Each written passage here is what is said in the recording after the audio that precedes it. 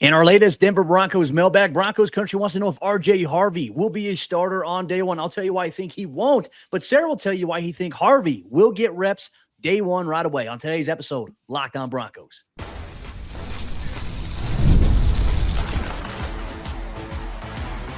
You are Locked On Broncos, your daily Denver Broncos podcast. Part of the Locked On Podcast Network, your team every day.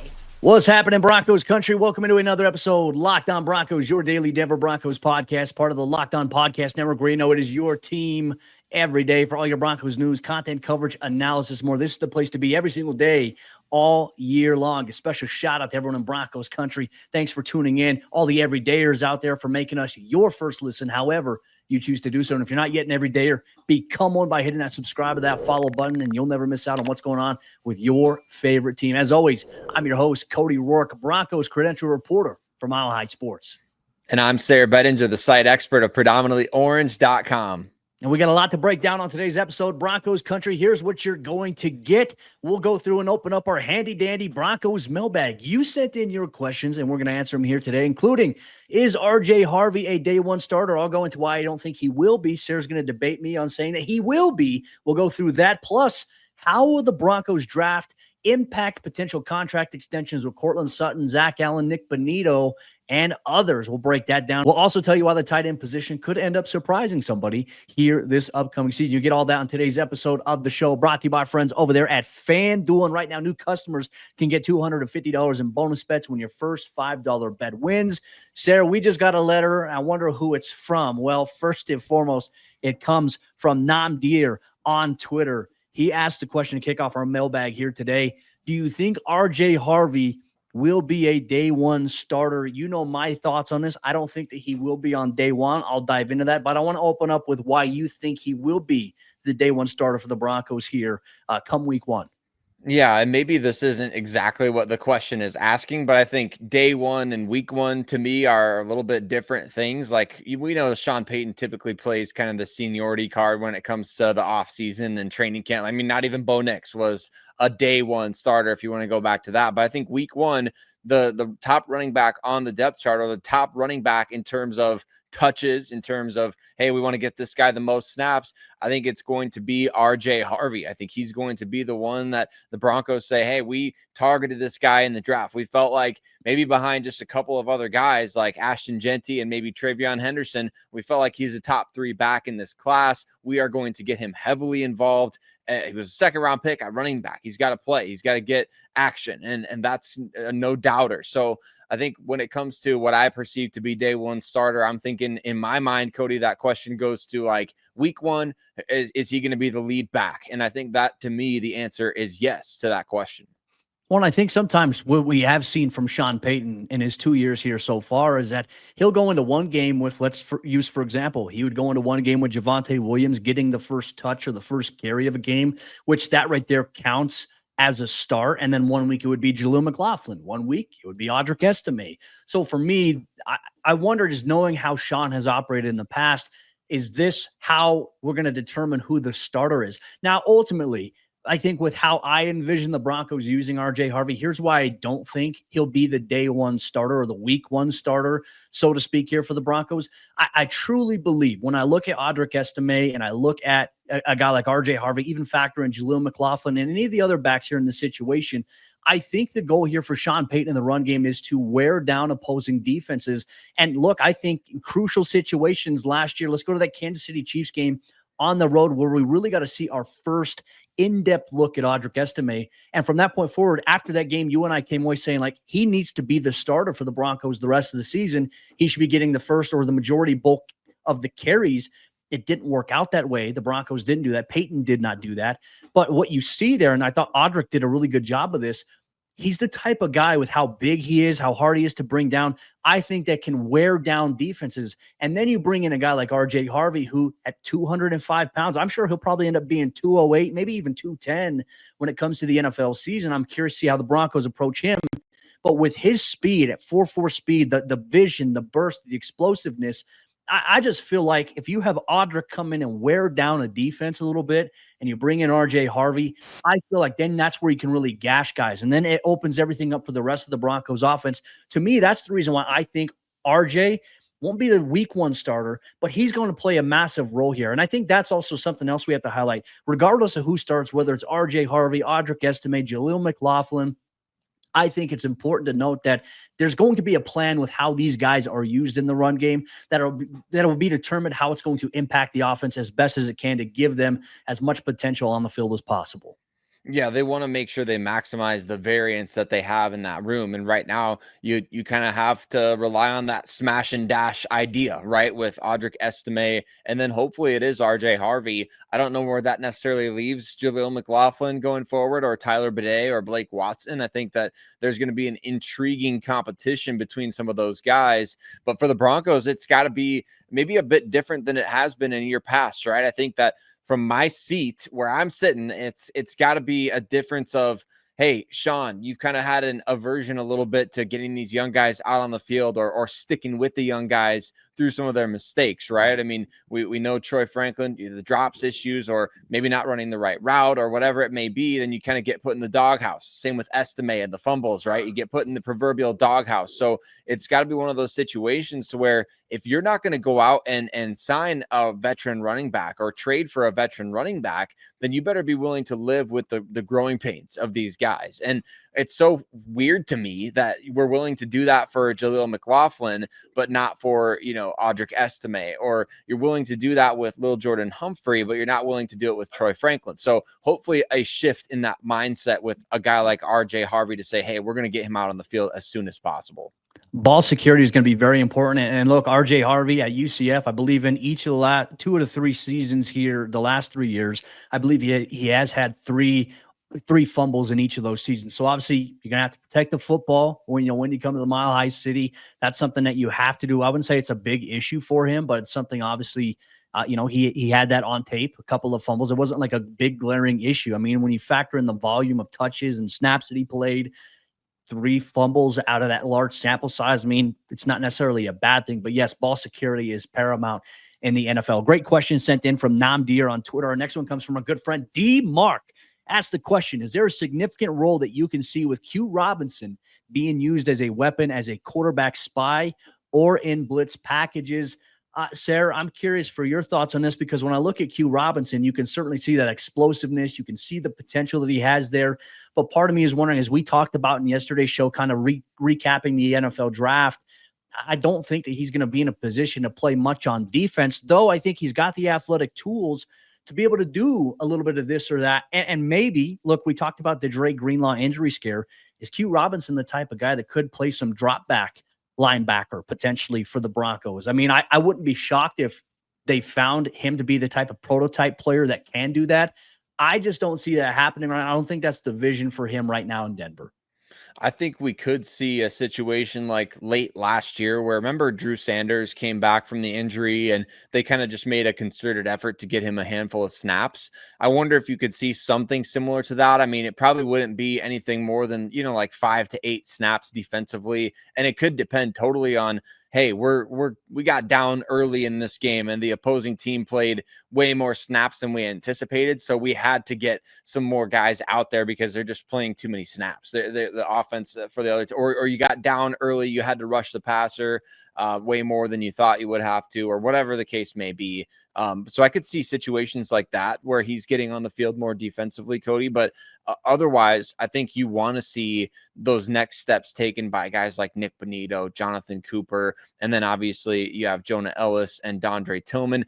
Maybe he steals snaps from Dondre Tillman, not to sell Dondre short or anything, but maybe he steals snaps from him. Maybe there's a competition in camp at the preseason, and if the guy does well enough, you can't keep him off the field. Those are the situations you love to have. So I could see maybe something like that going down.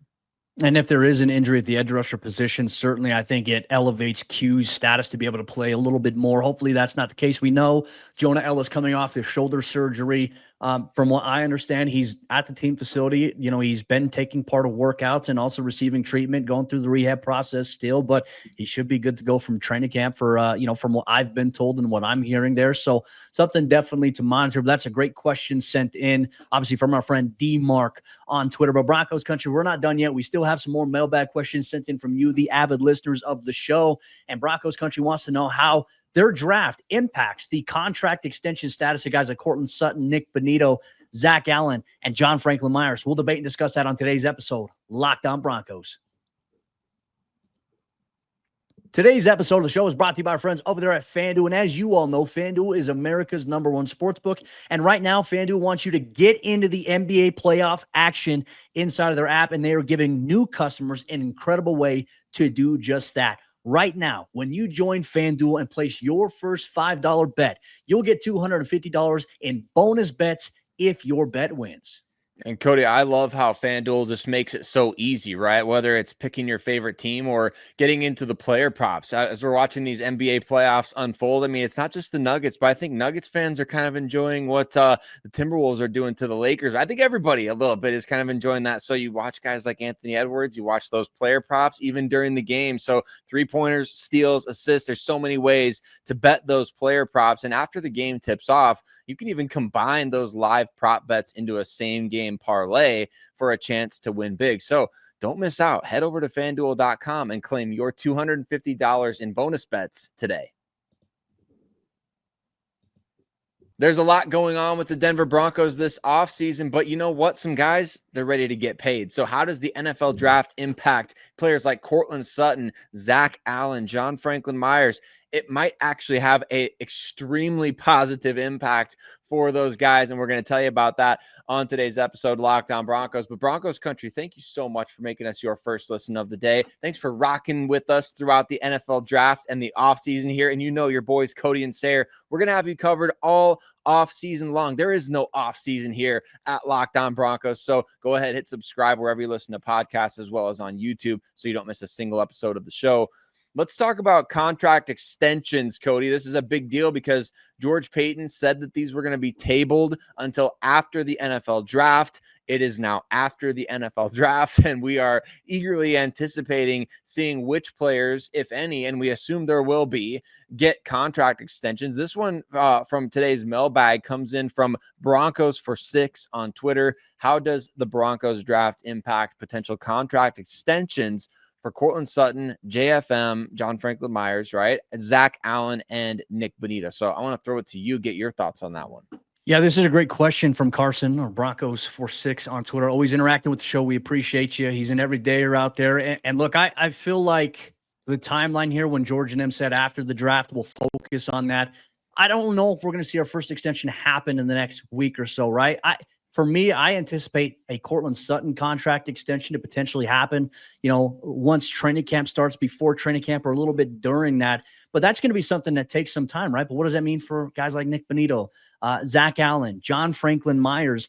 I think them adding Pat Bryant, that was another question thrown out there that I received on social media. Does the addition of Pat Bryant impact Courtland Sutton at all in terms of his extension? No, I don't think that it does. Personally, on my end, I know that the Broncos want Courtland to be a big part of it.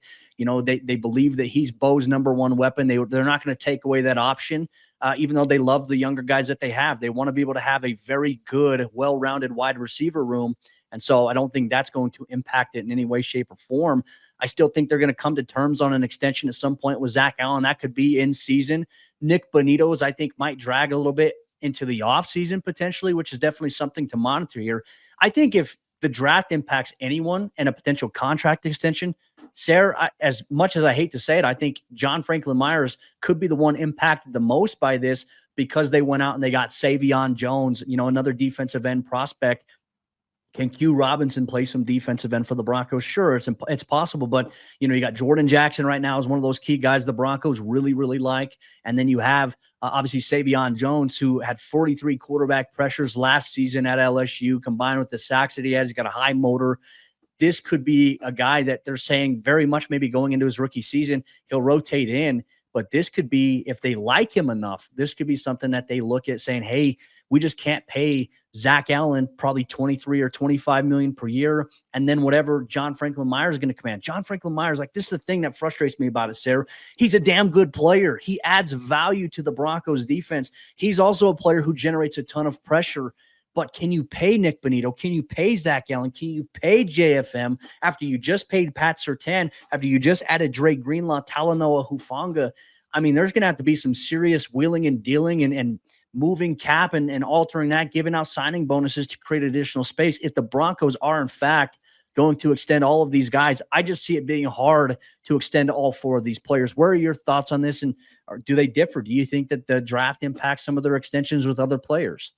I think it gives them some leverage with guys like John Franklin Myers because, like you mentioned with Zach Allen, I feel like that's kind of just a foregone conclusion at this point, that he's going to get a big money deal. I mean, when you make all pro, I mean, that's it, whether first or second team, doesn't matter. The Broncos know what he brings to the table on the field, and I think he'll be compensated appropriately in the very near future. I will say, though, I was surprised that the Broncos re-signed DJ Jones for as much as they did. I don't think that necessarily you can say, hey, you're shelling out $50 million a year to both John Franklin Myers and Zach Allen, right? I don't know that the Broncos would necessarily do that, but I was surprised enough at the team's decision to re-sign DJ Jones at $13 million a year that would it shock me if they said, you know what? We're going to pay Zach Allen like you said, 23 to 25 million a year. And then we're going to give JFM 18 million a year. Would that surprise me? No, I think that I would be, I'd be for it. Right. I mean, I know you would be as well. Yeah. And I think the biggest question mark though is Nik Bonitto, right? Because they've now spent the back-to-back third round picks on edge guys in the NFL draft with Jonah Ellis. And now obviously, they used a fourth round pick on Q Robinson. So third round pick last year, fourth round pick this year, but felt like Q was kind of a priority guy for them. So I'm fascinated by that. I wonder, are they going to make Nik prove it this season a little bit? So I'm interested to see what happens with that situation in particular. Yeah, and I feel like they shouldn't make Nik prove it, because I feel like in back-to-back years, he really did prove it, because he didn't start the beginning of this year and put up the numbers that he did. He didn't start the beginning of last year and put up the numbers that he did from a pass rush standpoint. And just, he's a player that's continued to evolve. He's gotten better as an outside contained guy against the run. I mean, that was one of the bigger critiques, I think, of Bonitto was, okay, he's got to be better against the run. I felt like he was last season. When we talk about TFLs in back-to-back years, he's been so good in terms of, you look at his TFL numbers, I believe 2023, I think he was at 11 or 12. I think last year was around 9 or 10. So for me, it's, you're looking at a player who's an impact guy that has gotten better year over year. I don't think he has to prove it at this point, but we'll see where the team's stance is on that. I think that's a great question sent in from Broncos for 6 on Twitter. Our next one comes in from JP Rugg on Twitter.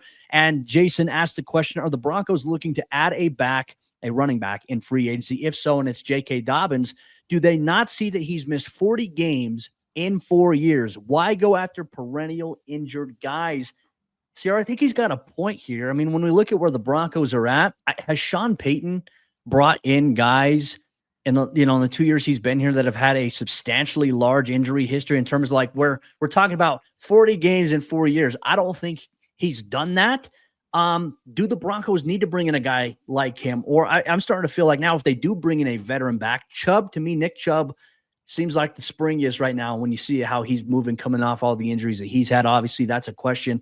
I don't personally think the Broncos need to add a back following the NFL draft. I'm curious for your thoughts here on Jason's question.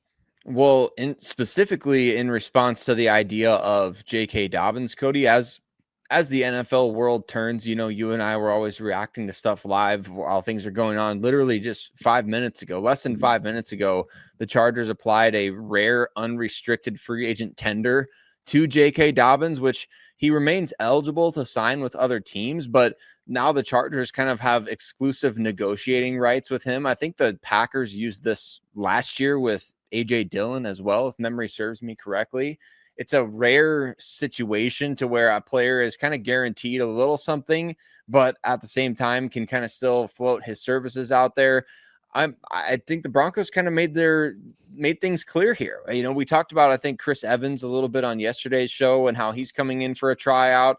I think a lot of Broncos country is underwhelmed by the team's approach to the running back position this offseason, but I agree. Like, J.K. Dobbins isn't the guy that I'd be bringing in. What do you want to? You want to come in and steal carries from a player that this team drafted and had a high draft grade on? I just don't like that idea. Now, I think maybe his name or other names out there make a little bit more sense when you consider the fact that, hey, you didn't draft two guys. Like you and I talked about the idea of drafting two guys, and the Broncos didn't do that. They didn't even sign any undrafted running backs, which was shocking to me. So could I see a scenario? I think you're more looking for trades at this point, right? A Breece Hall trade would move the needle a little bit. A Tyler Algier trade with the Falcons would move the needle a little bit. But none of these free agents that would come in, I wouldn't want any of these guys stealing carries from who the Broncos already have. Yeah, I'm with you there, and I'm looking at some veteran free agents that are available right now. Jamal Williams would be an interesting name that's still available right now. Obviously, he's going into his 9th season. He's 30 years old. Gus Edwards probably wouldn't go that route considering his injury history is up there, kind of very similar there to J.K. Dobbins. Jeff Wilson of the Miami Dolphins going into his 8th season. Nick Chubb going into year number 8 for him. Nyheim Hines is also another guy that is still available on the market. At this point, I would rather Denver just go in with the room that they have and try to establish continuity there. They like Blake Watson. They like Tyler Bidet. They love Jaleel McLaughlin. They've got a running back room that they want to see guys do stuff. But if you bring in a veteran guy that ends up taking carries away, are you really going to give those guys a chance to really showcase their full potential?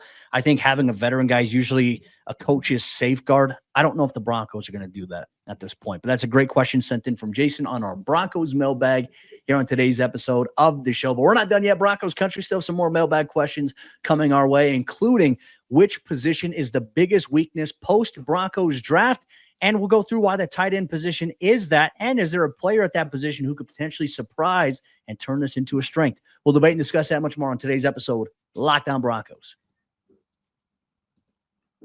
Today's episode of Locked On Broncos is brought to you by our friends over there at Monarch Money. And if you're like me, you ever check your bank account and wonder, where did all my money go? I do that all the time. Between dining out, online shopping, and entertainment, subscriptions, it's easy to lose track. That's where Monarch Money comes in, your personal CFO, giving you full visibility and control over your finances. And Monarch Money isn't just a budgeting app. It's a complete financial command center where you can track all of your accounts, all of your investments, and all of your spending in one place. So you stop just managing your money and start building wealth. One of the most frustrating things when you're trying to do that, Cody, is struggling with juggling multiple apps, right? You're checking this app and the other app to see where all your money is going and things like that. That's where Monarch Money's all-in-one convenience comes into play. And you kind of start to realize like how much money you're spending on food delivery or going out and getting coffee, things like that. And now we budget smarter and save more. And it's easy collaborating. Like managing money with your partner is smoother than ever. You can track shared and personal accounts, set goals, and stay on the same page without any of the stress. So take control of your finances with Monarch Money. Use code LOCKEDONNFL at monarchmoney.com for 50% off your first year. That's monarchmoney.com, code LOCKEDONNFL for half off your first year. The fourth quarter action of today's episode, Locked On Broncos, is here. And we still have more of your mailbag questions that we're going to answer. But we want to say thank you once again to everyone in Broncos Country.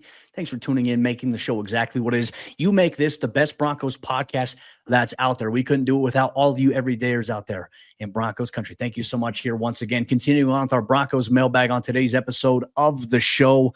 Obviously, one of the bigger questions coming out of the NFL draft, Sayre, that Broncos fans want to know is which position is the biggest weakness post-draft. And our question comes in from Brian Beasy on Twitter. He says, post-draft, what is the Broncos' biggest position of weakness, and who on the roster might surprise and turn that position into a strength, right? So obviously knowing what we know about the Broncos tight end position, at least that's it for me. I'm choosing tight end as the weakest position. Are you on par with that, or is there another position as well?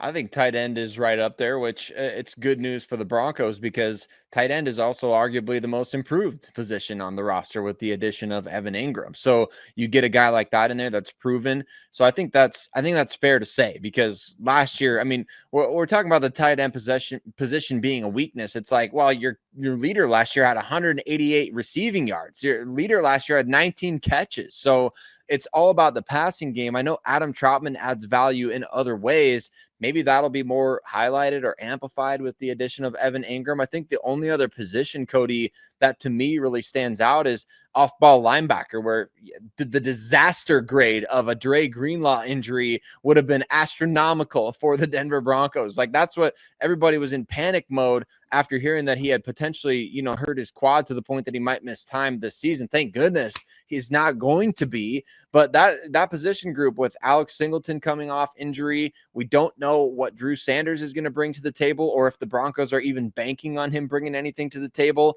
Justin Strnad played well last year, but is he a guy that they really want to start? Like, are they trying to have him in the lineup? I think that's the only other contender for me, but I do believe that it's tight end, and also exciting because that might be the most improved position on the team. Yeah, and to kind of go back on your thoughts there on the tight end position, you mentioned Adam Troutman.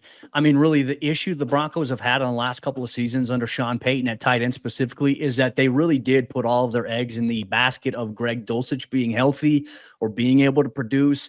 That never happened. Obviously, first year of Sean being here, Dulcich suffered an injury that kept him out pretty much all season long. He only appeared, I think, in under 10 or 12 snaps in just 2 total games the entire 2023 season.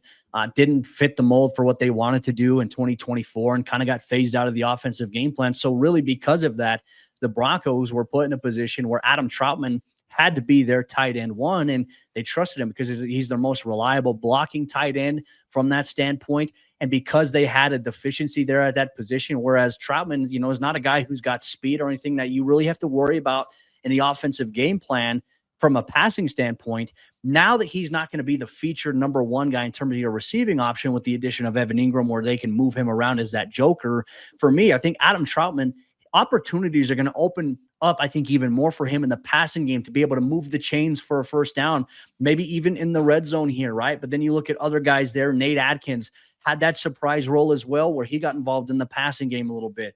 Lucas Kroll, can he continue to take a step forward in his development? That's something that Sean Payton and the Broncos want to see from him. And then you've got Caleb Lohner, the guy that you took in the 7th round, who I think taken for that type of pick, I think it's low risk, high reward potential. It's a shot in the dark. It may work, it may not work. But regardless, if it doesn't work, you're not going to cry over spilled milk. If it works, you're going to be like, wow, Sean Payton and the Broncos, they're geniuses with how they've been able to manage this and how this guy's been able to come forth.